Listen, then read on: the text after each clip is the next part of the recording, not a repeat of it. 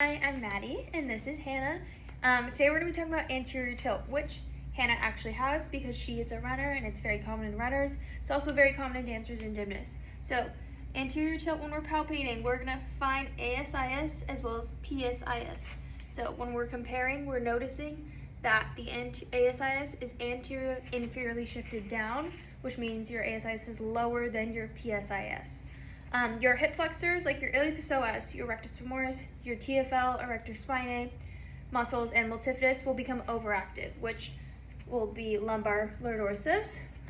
While we have our abdominals, like our internal and external oblique, our rectus abdominis, our glutes and our hamstrings will become weak because they're in that lengthened position while our back muscles are in that flexion position, overactive. When you palpate the ASIS and PSIS, you'll obviously notice that it is lower, and that's what's going to be causing everything else surrounding it.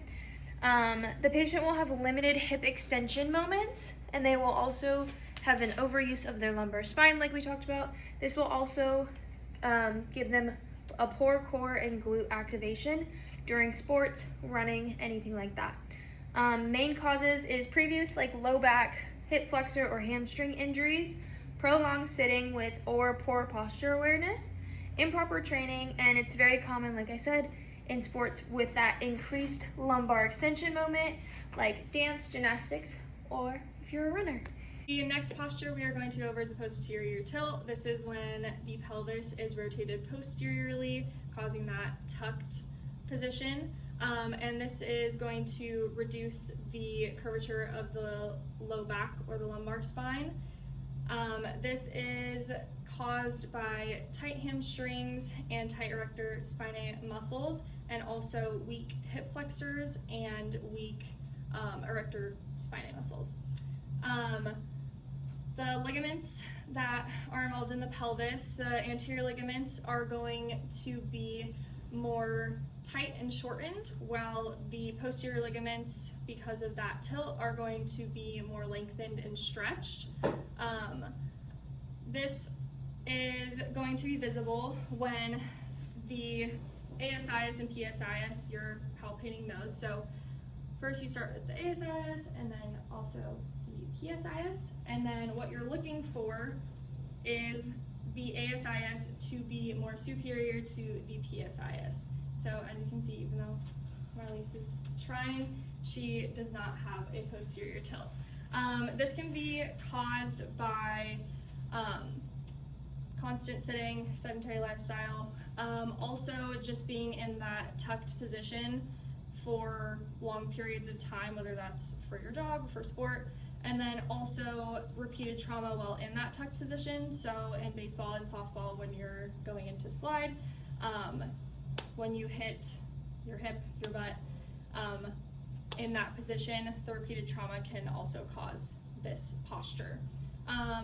Additional causes can be tight hamstrings, like I said, or constant like hamstring strains, low back injuries, degenerative like spinal injuries, like disc injuries, leg length discrepancies, and then also limited hip extension range of motion, which can cause gait problems and also posture problems. So the posture will be more of that kyphosis, where you're having more curvature in the thoracic and cervical spine, and then also the forward head posture like this as an overcompensation. And then other injuries or movement dysfunctions that you'll see are that flattened low back, like I said.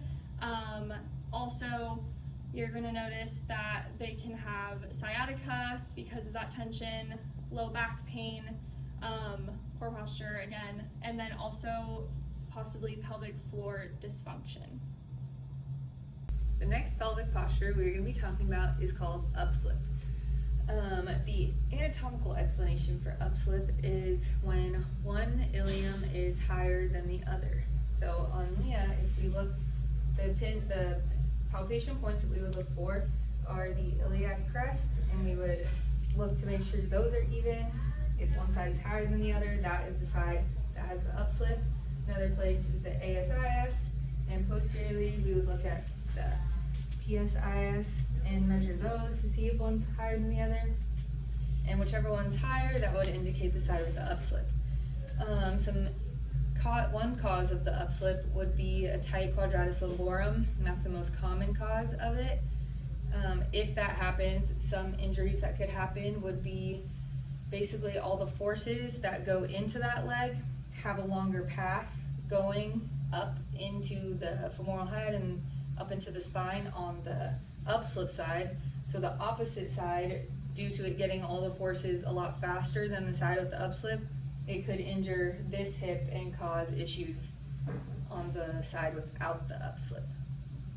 The next pelvic posture we're going to be talking about is called upslip. The anatomical explanation for upslip is when one ilium is... Okay, so now we'll be talking about a pelvic inflare. And so this can happen sometimes if we're sitting too long or if we're crossing our legs like this. What happens in an inflare is the ASIS, or your anterior superior iliac spine, is going to be shifted closer towards the midline, and then the opposite would be true for an outflare. And so when we're observing this, we can observe when we palpate the anterior superior iliac spine that in an inflare position, that'll be shifted closer towards the midline of the body. And you can compare this bilaterally, and you can also compare this with the PSIS as well. And so you'll be able to observe it that way.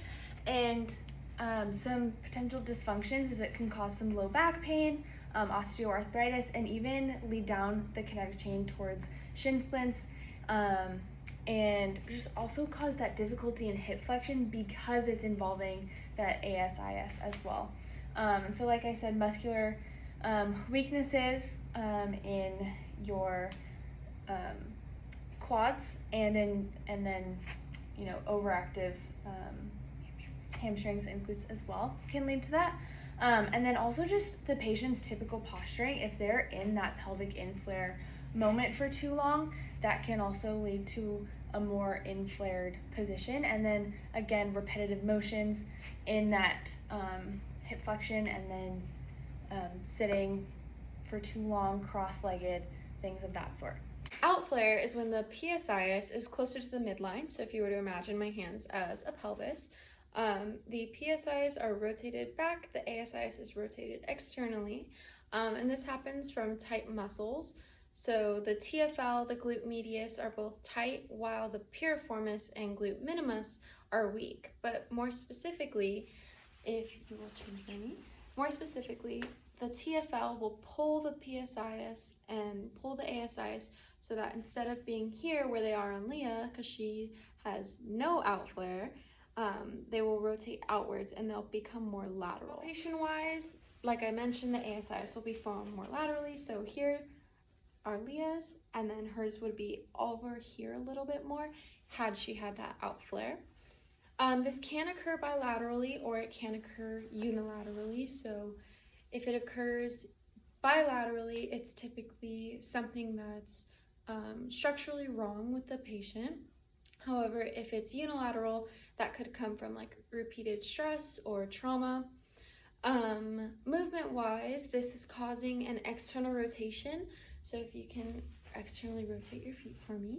So because of that PSIS, the feet are going to externally rotate, the knees are going to externally rotate, which will then affect her gait and also cause chronic low back pain. So because of that external rotation, those muscles are working harder and staying in the concentric form.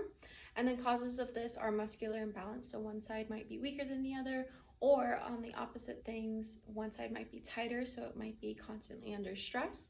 And then in repetitive motions like rotational aspects, this can cause that outflare as well.